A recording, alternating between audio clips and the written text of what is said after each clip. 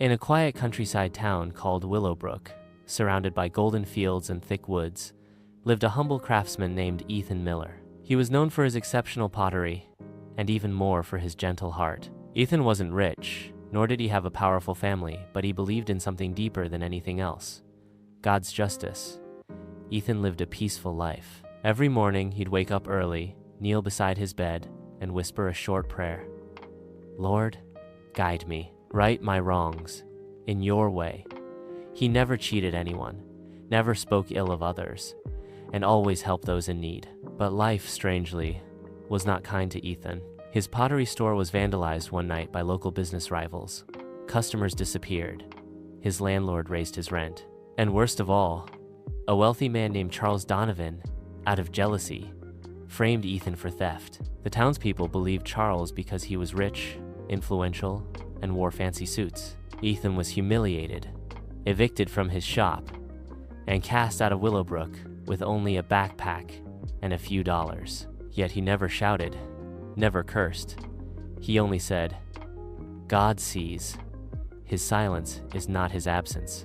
Ethan moved to the city of Ravensburg, where he started again from scratch. Day and night, he worked not just on his pottery, but on staying kind, staying faithful. One day, a famous interior designer discovered his work and introduced him to high-end clients. Within a year, Ethan's pottery became a luxury brand featured in New York's finest stores. He bought a beautiful home, built a team, and started training young artisans who had no money, just like he once did. Meanwhile, back in Willowbrook, Charles Donovan lost his empire. He was caught in a tax fraud case, and all his properties were seized. The people who once praised him now ignored him. He became a man no one respected. Years later, Willowbrook organized a charity event, and Ethan was invited as the guest of honor. When he arrived, people gasped. The man they once threw out had returned not in anger, but in grace. Even Charles, now sick and frail, approached him with trembling hands. "Ethan," he whispered, "I wronged you. I stole your honor and gave you pain. Yet here you are, and here I am empty. Why didn't you hate me?" Ethan smiled gently and said, "Because I believe in the silent judge.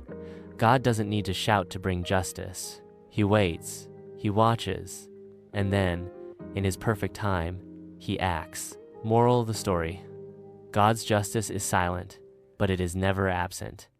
In moments of unfairness, don't lose faith. The world may betray you, people may lie, but the truth watched over by God always wins in the end.